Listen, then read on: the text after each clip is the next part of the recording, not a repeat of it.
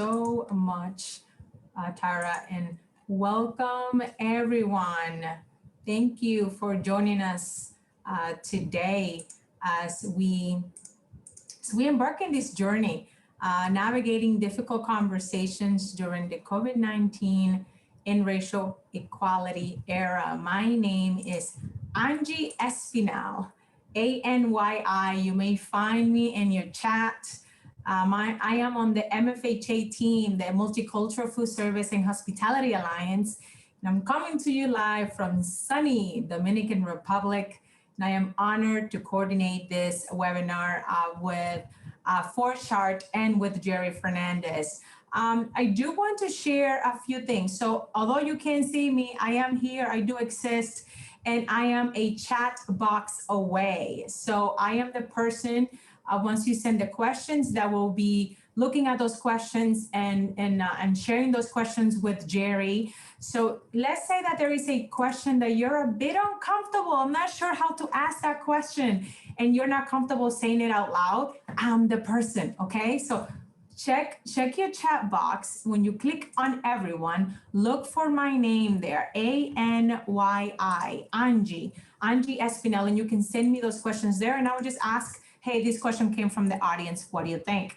As Tara mentioned, we are going to have some breakout sessions, and I will also ask you to take a photo of the screen at one point for that breakout session. So definitely have that handy.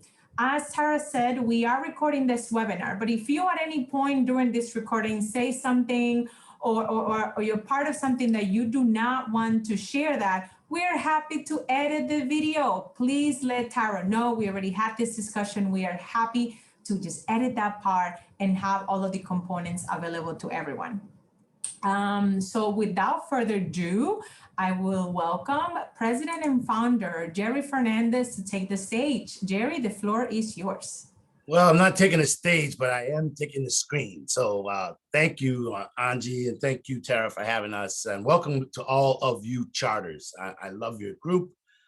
We think that you do great work, and hopefully you'll find some value and learn some things in today's session. So I'm going to start right away and just let you know that I'm a restaurant guy by training. I've got 40 plus years in the restaurant hospitality space, the last 25 years working on diversity and inclusion issues. And so I'm a restaurateur, I'm an operator, I've worked in hotels, so I'm one of you.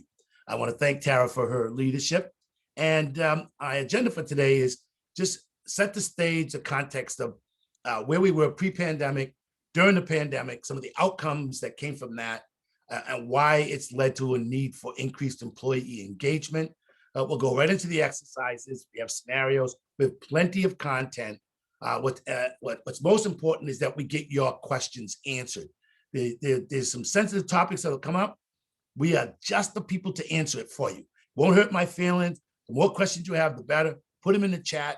If we have more questions that we have time to get through, Angie and I will work through them and we'll get them answered post the event. Okay, so the state of the nation pre-pandemic. As we all know, business was strong.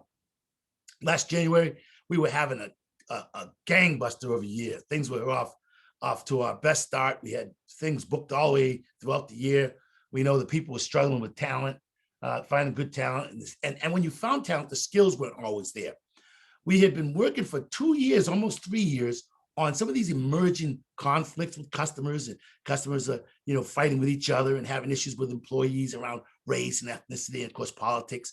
Of course, we had been through Me Too and a variety of other things. So we know, politically divided we were, and politically divided we still are. We know that Me Too prior to the pandemic was a big thing. We've seen this year so far the rise of women. Some articles have posted it, the end of men. And we'll talk a little bit about that, because some of the men out there, particularly white men, feel like, hey, what about me? I'm not being included in the conversation.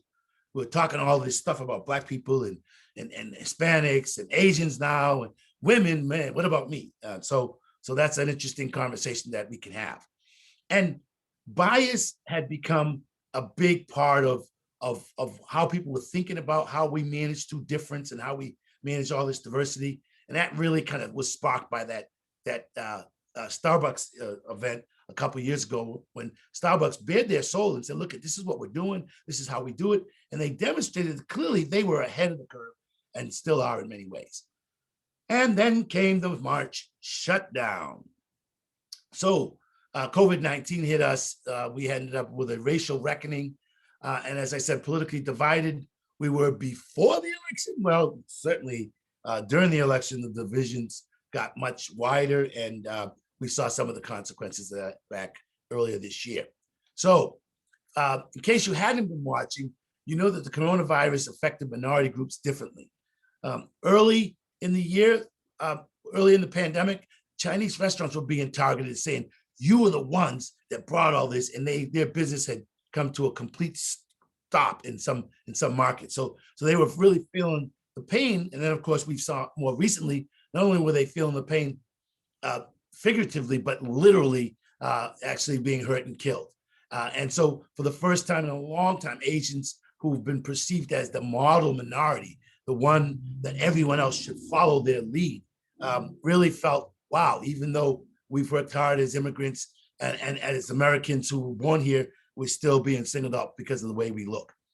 Latinos were the hardest hit with job loss. And one of those outcomes were your employees, your fellow workers, your teammates couldn't send money back home to their family in Central America, South America, wherever, because they didn't have the money, they didn't have the jobs. And so not only were they feeling it here, their families were feeling it there.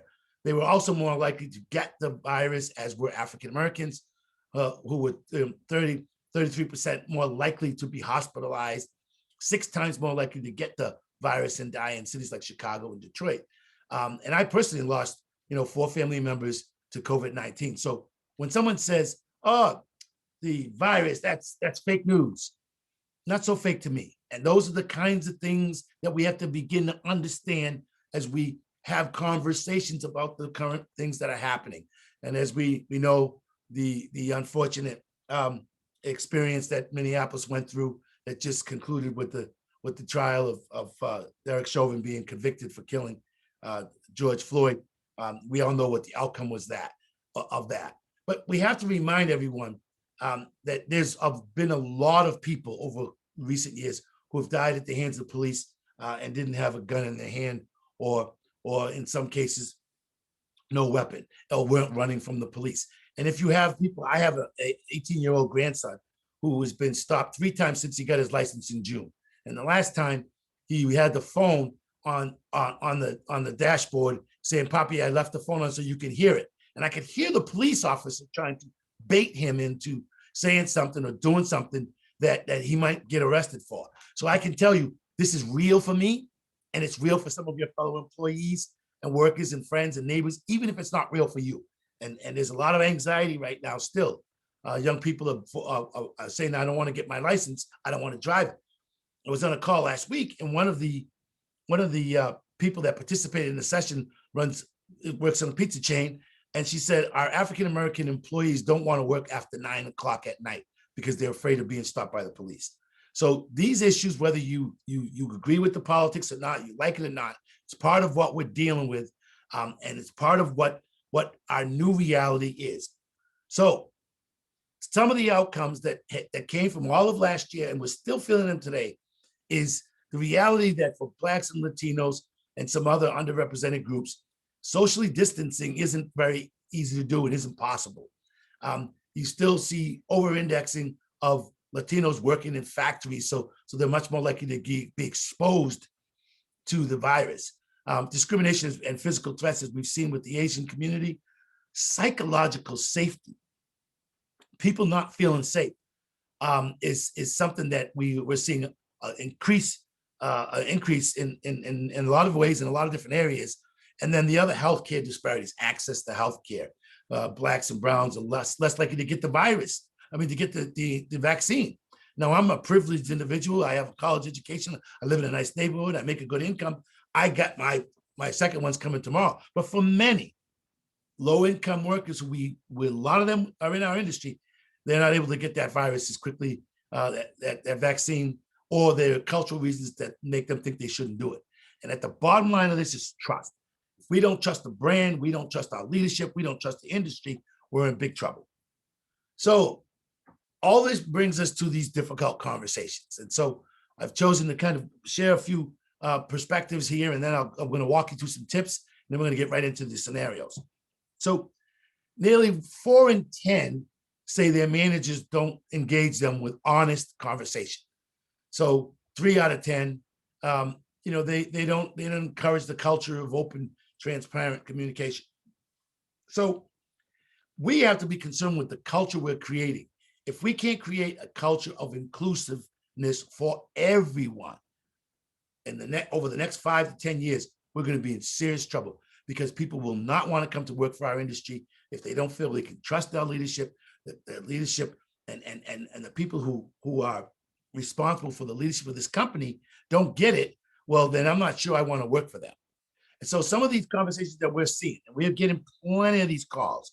We did a training session for 4 Seasons last week. We're going to do another one for them. We did one for Herschel Hospitality on anti-racism. We're doing more of these difficult conversations with companies all across the board. So we're hearing it, and we want to talk about these things. Why do Black people keep protesting? Why are you upset? Well, that's one person's view. I can't keep up with these pronouns. Who made the who's the pronoun police? I'm afraid of being singled out because he's Black or he's Hispanic.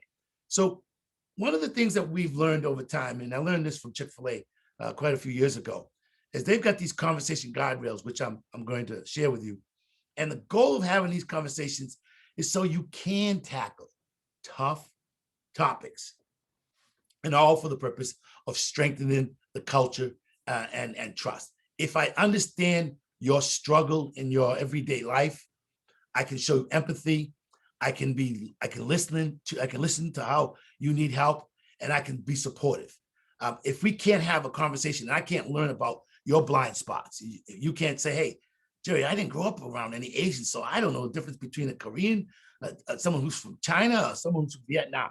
Well, you need some education. People should try to help you with that. Some of it you got to do on your own, but these conversations, as difficult as they may be, as revealing and putting you in a vulnerable space, it's necessary.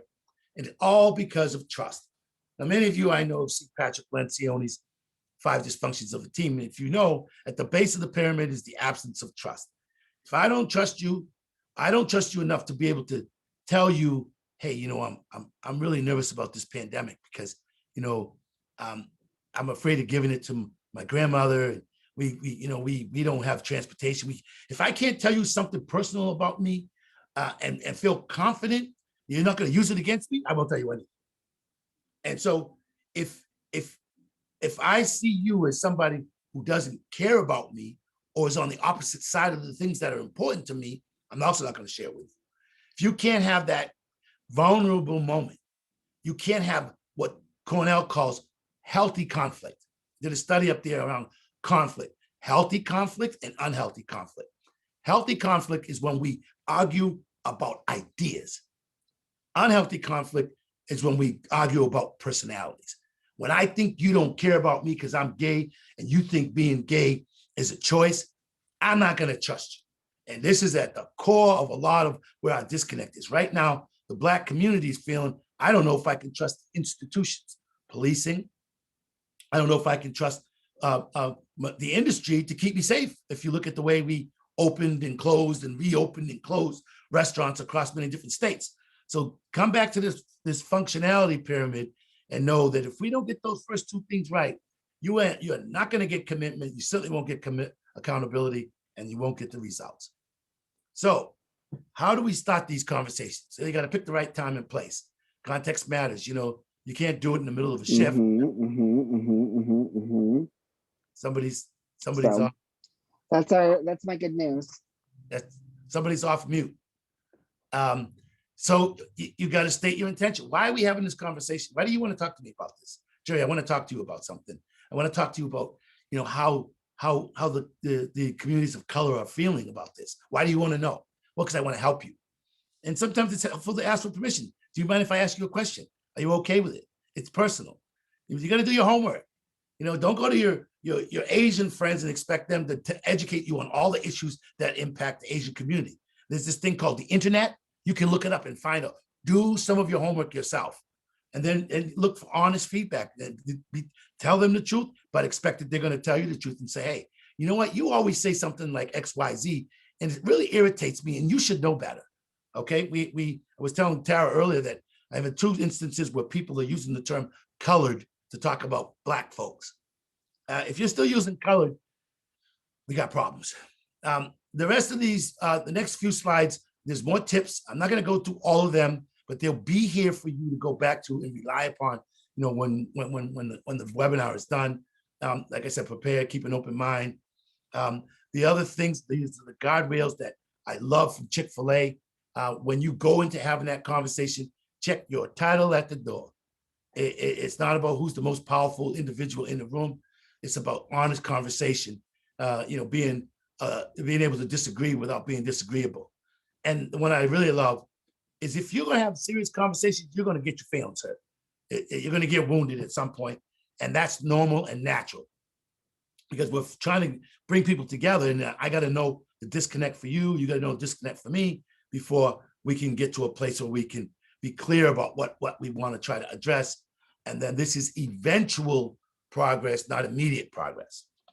A couple things, if you say it wrong, apologize. Even if you don't think you need to. It's always, hey, look, I'm sorry if I hurt your feelings. That wasn't my intention. I might think in my mind that you're overreacting, but saying the right thing helps. Keep the dialogue going. Share. This is how I see it. This is how I was raised. I didn't grow up with in my own personal experience. I grew up with uncles who were hostile to anybody who was gay.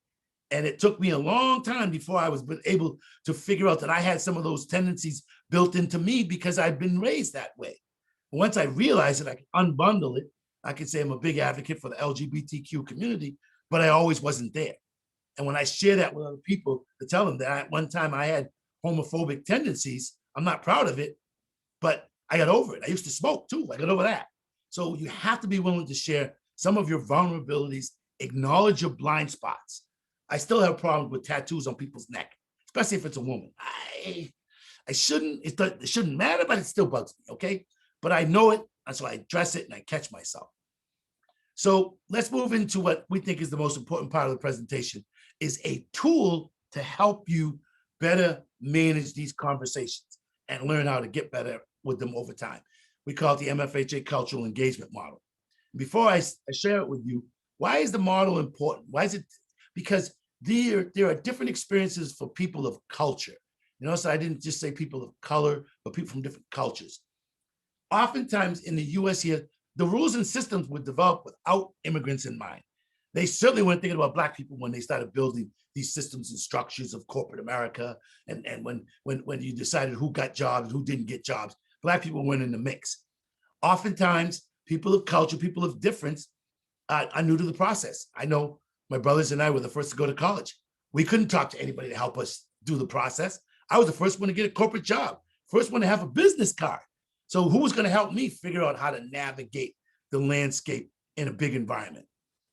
The other thing most people will tell you, we know a lot about white America, whites in general. You don't know a lot about us. You think you do sometimes, but most cases, people don't. It's because you don't spend time. You don't live in our communities. You don't travel in the same. Now, again, if I'm affluent and I live in an affluent community, it's probably skews white.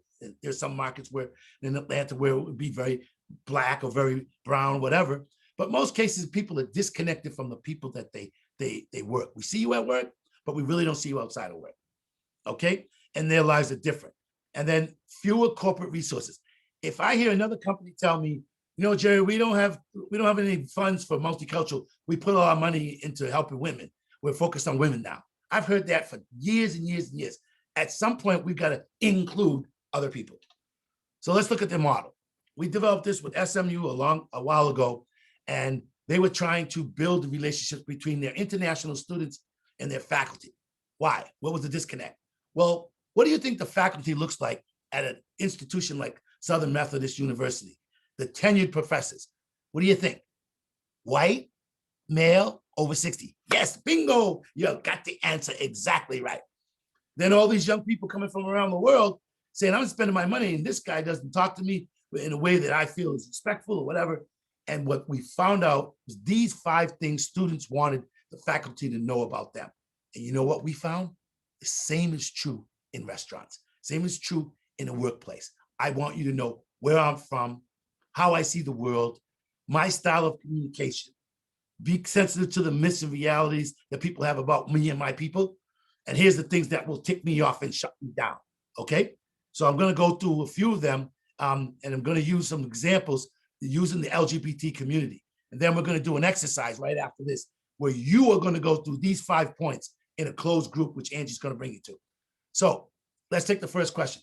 Where am I from? What can you call me? How do I self-identify? And for the LGBTQ community, some really think the plus is important, okay? Don't just say gay in general. I want you to know how I identify. If their gender is not clear, you're gonna have to ask a question. What pronouns do you use? I see that frequently where you meet someone and, I'm really not sure where, if they're male or female. And it's not easy sometimes. Second thing is how I experience the world, the LGBT community, even if you're not familiar with them, have real issues of physical violence, being rejected by their family members. When you can get behind the eyes and the experiences of the LGBT community and see how some of these things in work might support them or not, asking people about your wife or husband when they may not even, they might be same sex and they don't want to tell you about it because they're not out at work. So how I see and experience the world is another version of this. And for immigrants, we think in multiple languages. For Black folks, you can't turn it off. Okay, well, get over it. It's not impacting you. You live in the suburbs. Listen, I have high anxiety about my grandson and my other 2 sons, driving around at nighttime because I know what can happen with police. Okay, I lost a son already. My wife and I lost our oldest boy. So I know what it's like losing a child. I don't want to go down that road again. And today's immigrants feel they can never be American enough, like the Irish and the Germans, the Italians and the Jews. And will you stick up for me? These are the things that are going on in their head when they're engaging with you. And when you're going through these difficult conversations, knowing how they see the world makes a big difference. Back to the LGBTQ, communication style, voice and tone matter a lot for trans, okay? Myths, that, it's not what God intended. Well, who told you you're not God? Who told you? Okay, gay couples aren't good parents. Truth of the matter is, the study says that in some cases, the study says they're better parents. The kids do better in school, but on average, they're about the same. And then there are some things that will shut it down. If you keep referring to being gay as a choice, as a lifestyle, I guarantee you before long, those people are going to tune you out. Now, most of you folks know all this, so I'm done. Angie, I want you to introduce them to the exercise and we can get started with the fun part. Okay. Thank you, Jerry. So please, if I can have the next slide, Jerry, that has all the 5 questions. Please take an opportunity to take a screenshot or a photo of this image so that you can bring it to the breakout session. Once you are in the breakout session, you will not be able to see these 5 questions. Yeah. So it should be a phone because even a screenshot you probably won't have access to. So take a yes, picture. I mean if you are watching this on your phone, right? And you can take okay, yeah, right. You're right. Screenshot. So let's do the breakout sessions, and as Jerry said, about 5.5 minutes, 6 minutes or so. For each question, please make sure that everyone in that room answers the first question one by one. Jerry, do you want to model? Yeah, I'm going to model it. So let's say I'm in the room with you. This is how I'm going to do it. I say, okay, I'm Jerry Fernandez. My family's from the Cape Verde Islands. Okay, so I'm second generation. My roots are African and Portuguese, but I prefer to go by Black. The way I experience the world as a Black man. That's how I see it. I'm married with children and with grandkids. So how I get treated at work has a lot to do with my racial identity. My communication style, I come from a family, we move with our hands, we talk, we're very expressive. Sometimes people think I'm angry because I'm so excited, I'm very motivated and enthusiastic. And people go, why are you yelling? Why are you angry? And it really ticks me off. Myths about and realities about my culture, that because we're Black, we're not smart, that I must play basketball, I must be good at sports, I was awful, that I must listen to hip hop music, I like country music. And the last thing is stuff that ticks me off is I don't do gay jokes, I don't do women jokes, and I don't do racial jokes in any way, shape, or form. You do any of it, you're off the island. Okay, so that's it. About 60, 70 seconds. Do a little bit of it. You'll learn a lot about each other, but this is the practice you've got to develop if you want to get real good at these communications. Angie? Thank you, Jerry. So we will take the time, and I'll give you a 1 minute heads up once we are getting close to that 6 minute mark. Please, once you see that breakout join a room, please click on that icon, and we'll see you when you get back.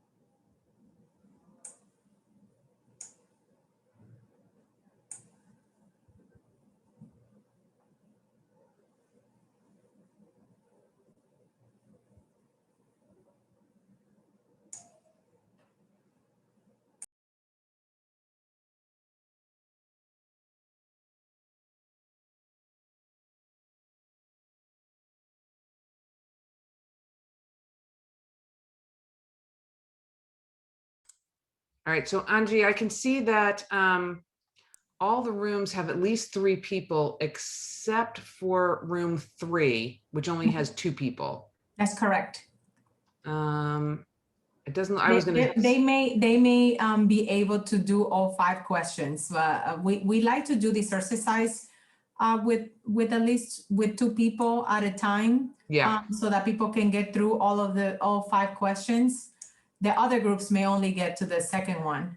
Yeah, I was going to see if I could move into that room, but it doesn't look like it's going to let me right now. So it's fine. It's Leslie Huffman. So I'm sure she'll carry it well with. Can I move you? Ask to start video report. Oh, doesn't give it doesn't list me as an option. Right. So I don't think I can. Interesting, because Jerry's in a room, but yeah, I don't see you listed at all. For some reason, even though it was supposed to divide them evenly, only well, I think somebody must have dropped off the call because they only had 3 assigned to them in the first place. You mean even though the people that are there but are opting not to join? Oh, Sonia Harris in room 9 asked for help. I'm going to go over there. Okay.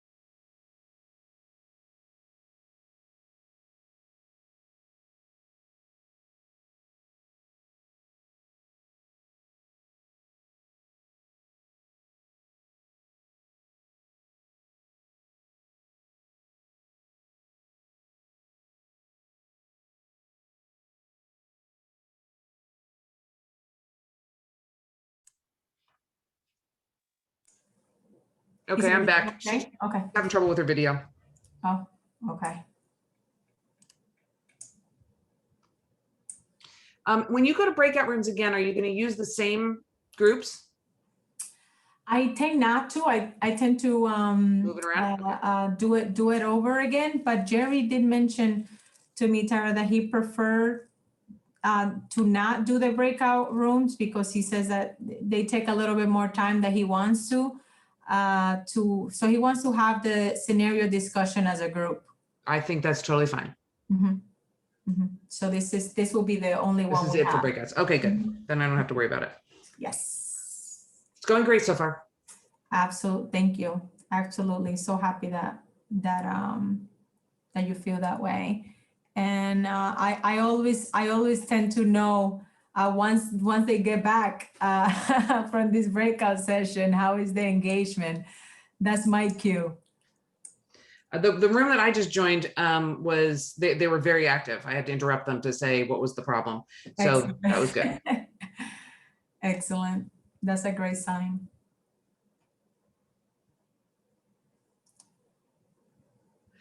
When this ends, I'm going to end, I'll end and I'm going to jump immediately off. I have another webinar that starts at 3. Okay. So, and it's okay, I'm not running it. So I just have to, it's okay if I log in late, but just so you know, as soon as this ends, I'm going to be ending it and moving over to another webinar, and I can follow up with you guys afterwards.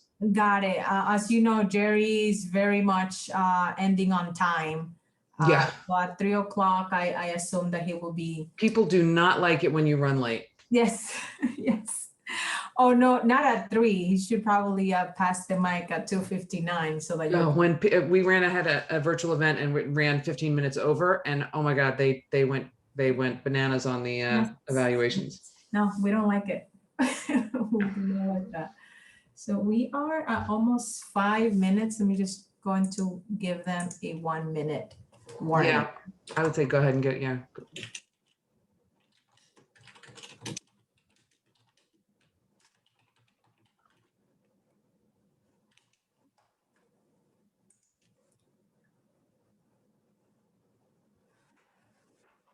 That one fast.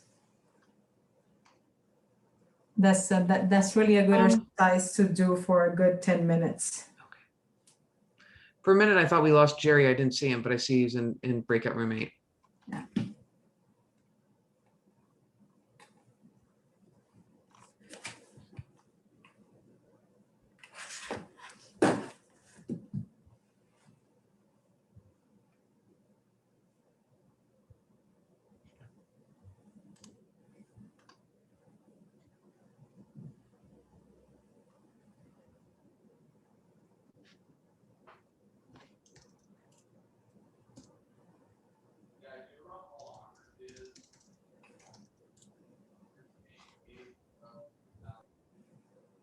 All right, I'm going to bring everyone back.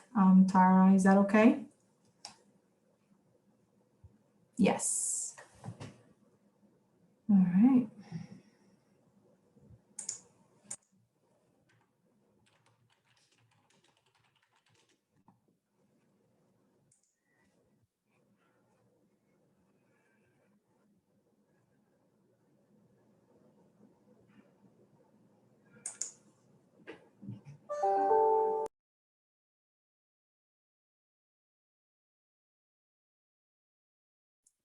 Okay, we're back now.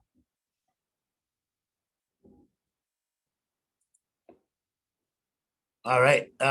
So who wants to tell us about how their experience went in their little group? Anybody want to volunteer?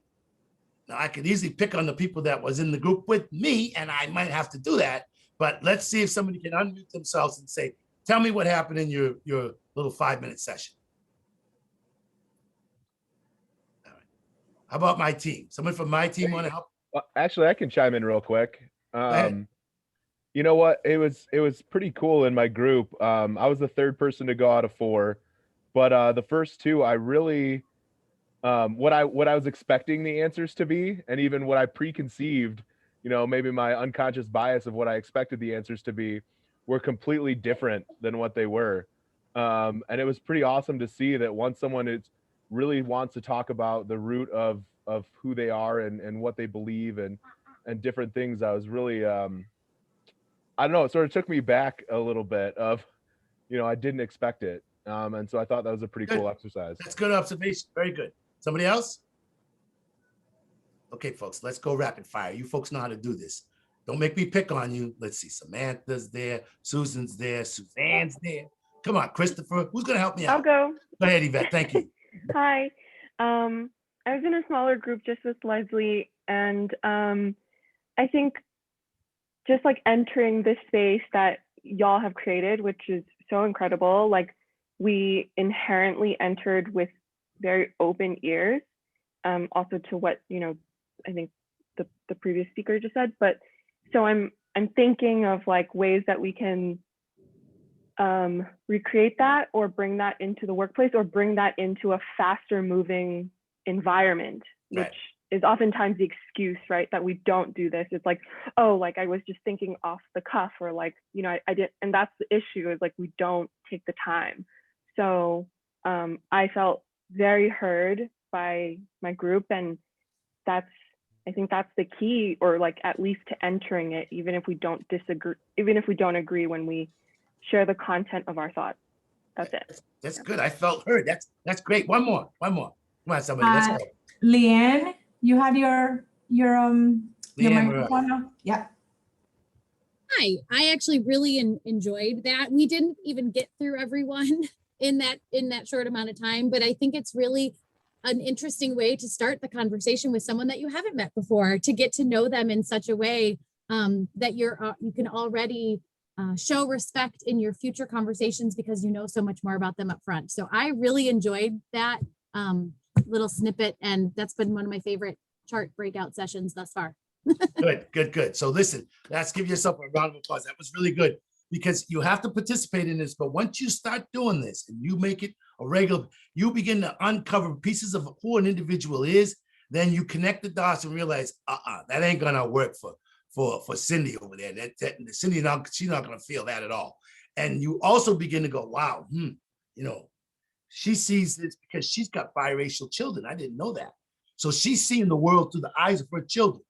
Everything that she's doing at work and it is, how's this going to impact my kids, because I got to protect them because they're biracial, and she knows that the world's going to be difficult for them.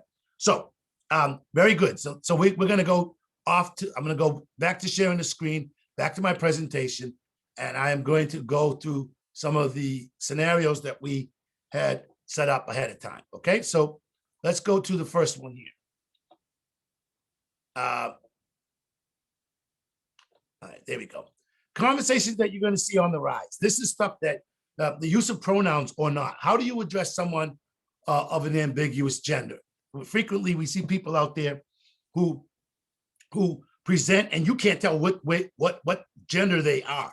And unfortunately, sometimes people don't help you. They make it difficult. I've had several experiences like that. It really was difficult for me, because I think she knew I was struggling, whether it was transgender woman or transgender man, and I couldn't figure it out, and her name was ambiguous. So you're going to see more of that. Can I be out at work with my political views? So in one of our breakouts, somebody says, you know, I when we were looking at the things that will shut them down is Trump supporters. Now, if you're in a leadership role, you probably can't say that, because now you immediately polarize your people.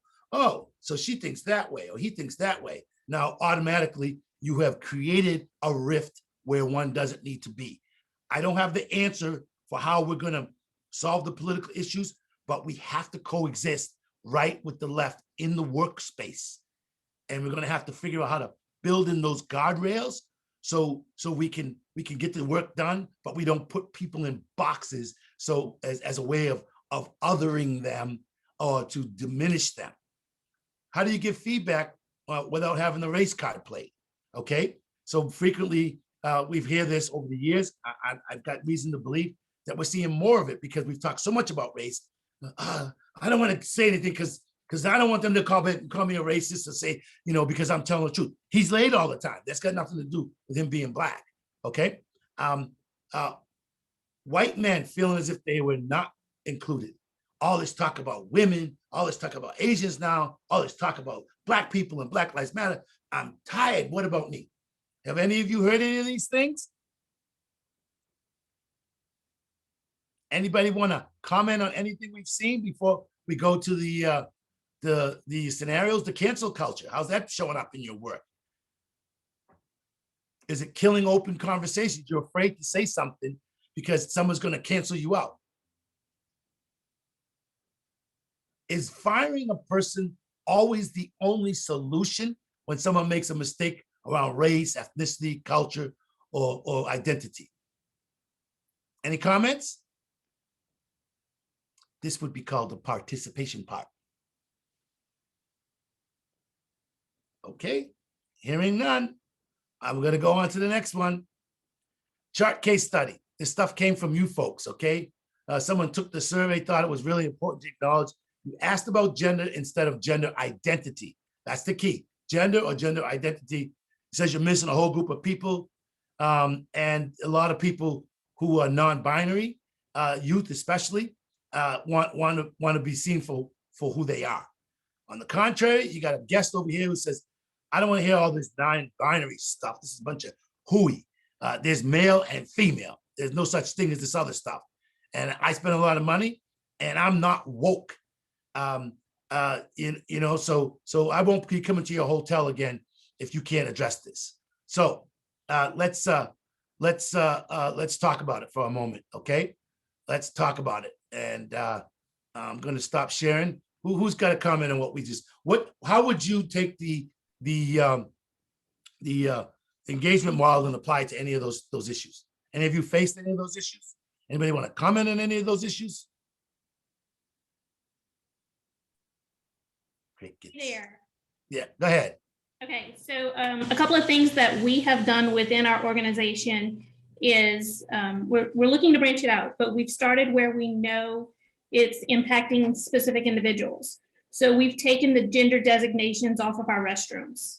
Simple, cost-effective piece that opens up these areas for individuals where they don't have to ask the question, which restroom is right for me? It's a restroom. You can use the restroom. Another thing that we've done is when it comes to incident reports and other items that have to get turned in, we've removed the question of gender from those reports because if it's a guest incident, it's not necessary, whether their gender doesn't really make a difference to me. What I need is what happened in the incident, the name of the person, contact information. Good. Anybody else have a comment they want to add before we go to the next one? I would just say, I wonder why when we hire, we have to ask that question. Why does it matter what gender we're hiring? Excellent. That's But one of the unfortunately, solutions. it's required in all of our payroll systems and everything. Well, again, it's one of the solves that we don't really need to know your gender to hire you. But again, more and more, these things are some of the things that are going to have to change. Let me go back to sharing the screen. We'll go to our next issue here. Before you do, let me just say this issue of woke, if you haven't heard it, it's like woke is a term that says I'm an individual, usually a white individual who's aware of the struggles of the cause of people of color and women, and I kind of get it. Well, some people, they think it's a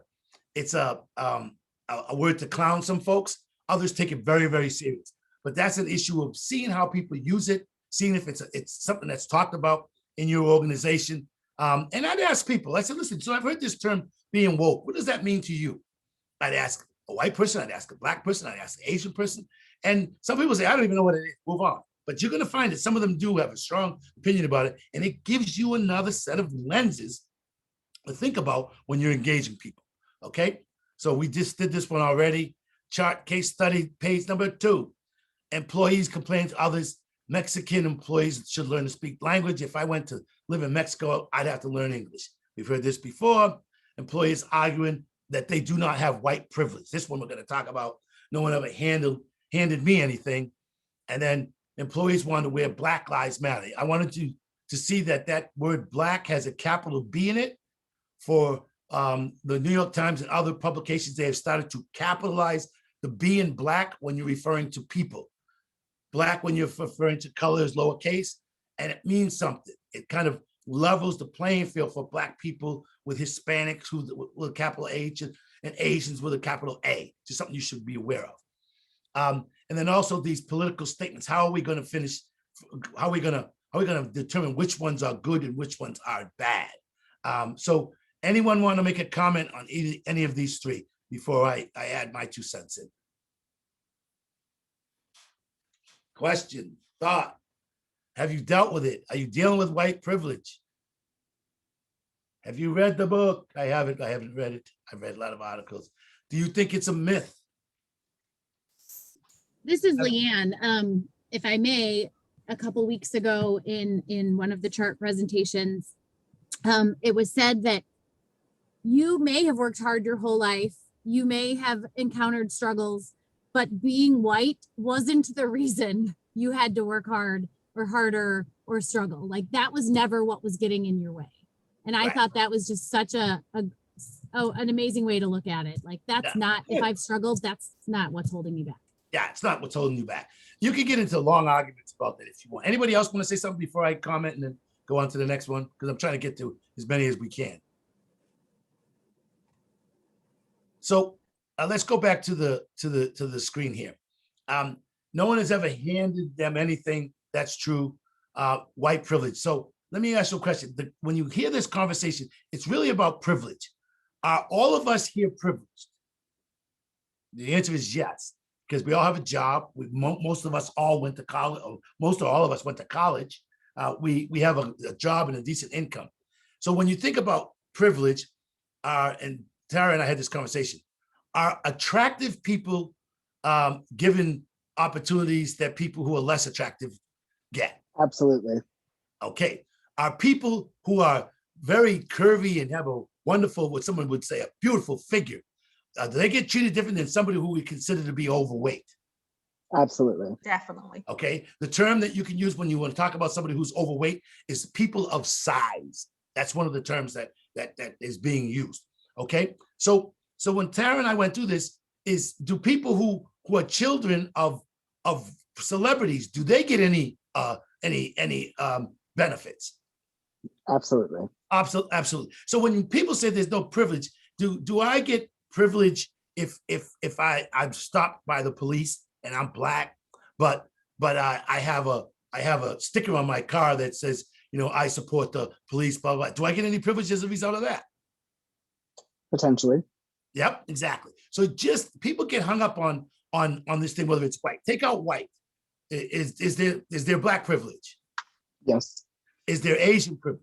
Yes. Of course. And then so you change it out. Whenever you start talking about different groups, change it out to somebody different and ask if those things still apply. Frequently they do. So if we were in a room, we'd go through this and we'd have you go around and I'd say, how can the engagement model help you address these issues? If you understand how they see the world, you understand why somebody who is underexposed thinks that they don't have white privilege because they haven't been exposed to some of the examples that I showed you just now. Let's move on. Another chart case study. Older employees having assumptions made about them that they don't want to work because of COVID-19 and them being more likely.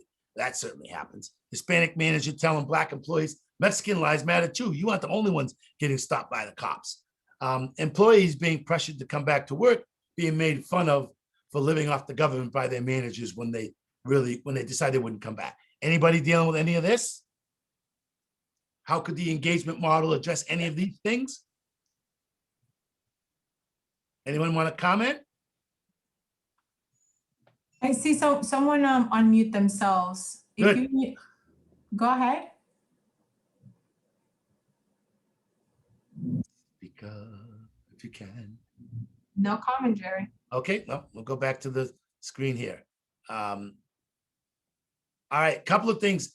The older assumptions, I think everybody here knows how to deal with that, so I'm not going to even touch that one.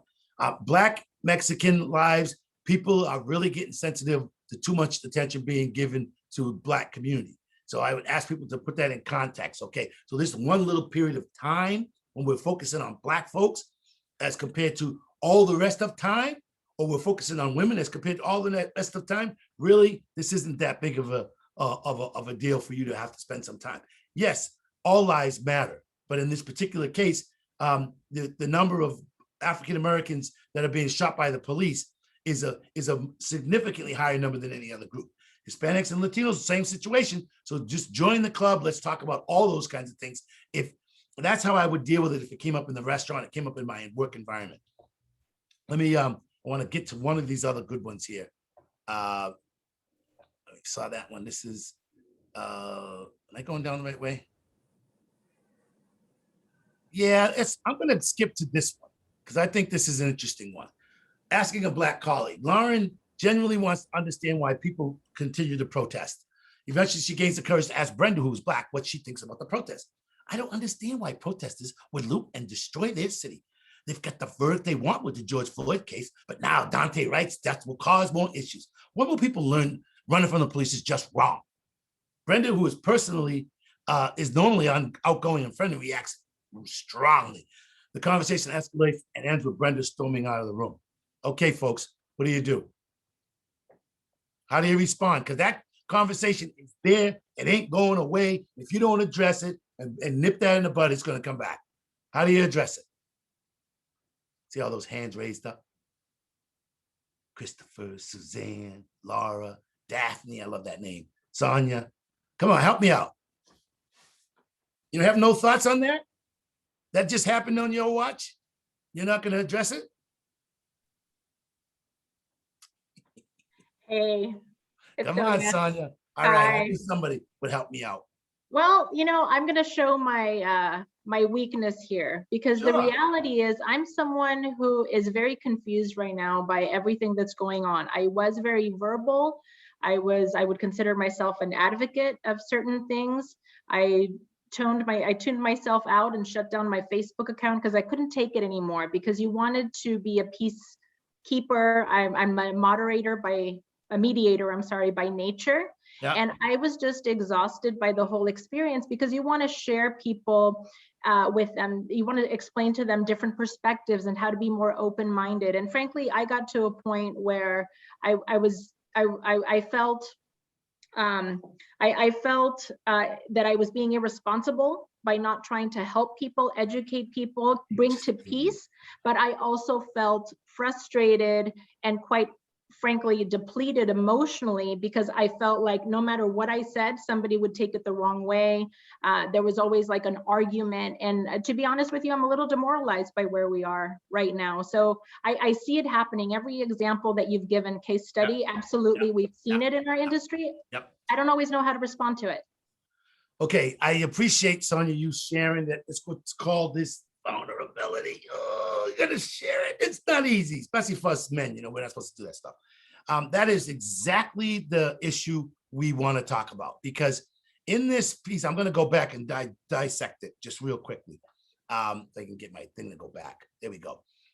So she needed to ask, if you go back to some of the coaching, he says, why does she want to know? Why does she want to ask Brenda? Is it just to satisfy her curiosity or does she want to help? Doesn't sound like she wants to help, right? So my coaching to her is, why would you ask a question if you really don't want to help her? If you just want to ask a question to stir the pot up, that's not productive for the team. And so now you got to begin to call out what kind of behaviors are productive, what kinds are not. And what happened at Google a few years back is they had some internal strife and somebody went to the media and it got outside that they were struggling inside with how the management was feeling towards some of the employees. Employees were feeling they weren't doing enough to advance the diversity agenda. And Google came out with a statement that said, "We are Googlers. We are here to advance the agenda of Google and its customers. Any conversation that takes us off task, it takes us away from doing the good work we're supposed to do, it should be off limits." Now, that was a pretty strong position to take, but we're going to have those conversations. You know what? We might not be able to talk a whole lot about politics for a while, because if you're going to bring it up, someone's going to say, I love Trump, and someone's going to say, I hate him. Someone's going to say, I love Biden. Someone's going to say, impeach the son of a gun. And that is not helping us serve hot food hot and caring for customers. So therefore, it becomes a conversation outside of necessary for our industry. Now, to your point about being confused on what's going on and really being tired and fatigued, I can tell you a lot of us feel that way. Black people, after the George Floyd, people were calling my phone, call me out, a CEO called me crying on the phone. Oh, I didn't know it was so bad for you. I'm like, well, where the frick you been for the last 50 years? I got to deal with it every day. I got to deal with being Black every day. And just like you have to deal with being a woman. And I know because I got grandkids and granddaughters, and I just see the way people look at young girls, especially as they start to develop. My 11-year-old granddaughter is developing chess, which I wish she didn't do. I know women. I can't see how 99% of women in this world have been harassed or worse. It's part of your identity, the way you have to be careful and move around the world. The same is true for others. In order for us to break this chain, we have to have people who stand up and tell people, you can't say that here. You can't do that here. I'm not okay with that. If you're getting ready to, I know where this joke is going, and I don't think you should tell it. And if you keep doing it, I'm telling you flat out, I'm going right upstairs and I'm going to holler it because I'm not putting up with it. And that's what it's going to take for us to get through this. I also think it's going to take some grace. We have to be willing to give people some grace. That if you make a mistake, it ain't the end of the world, okay? It ain't the end of the world.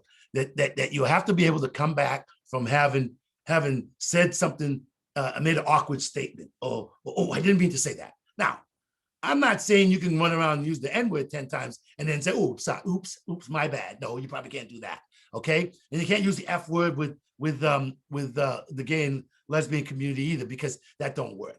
But when we're talking about these things, we have to find a way that you can make a mistake. You don't automatically get fired. Maybe we got to put you through some training or awareness, but we can't afford to fire every one of our employees who makes a mistake. And we're going to have to do more to decide what's in bounds and what's out of bounds. And in order to do that, we got to practice this muscle. And we got to use this list of understanding how they're seeing the world. You know, how are they experiencing these police stops? I know you're not worried about it, Jennifer. You may not, because you probably don't have a black son, but maybe you do. Maybe you've adopted someone. I don't know that, but I can tell you, it keeps me up at night when the blue lights are flashing. Okay, my style is very expressive. I'm not angry. I'm not yelling at you. It's just a way sometimes Black people talk. Okay, and then what are the myths about that I have to be? When you begin to navigate the conversations using this tool, you will have a whole lot more success. So, you know, unfortunately, I have to say, party's over. It's time to call it a day. It's 2:59 and I know it's time you must go away. So let me close by just giving you a couple of reminders. I'm gonna go back to the screen and then I think we can stop from there. Angie, I know you're gonna yell at me. Tara is also giving a few closing, Jerry. All right, so summary and reminders. Okay, these are difficult conversations because they're difficult. The state of the nation is going to get more conflict, not less. You know, learning to engage with cultural intelligence, cultural sensitivity is the name of the game. Guidelines and policies, I said, and stick to them. You can't change them for one and not for the other. And then doing these group exercises, scenario role playing, will really help you. The rest of this stuff is going to be available to you. I'm going to turn it back over to you, Tara. Okay, thank you, everyone.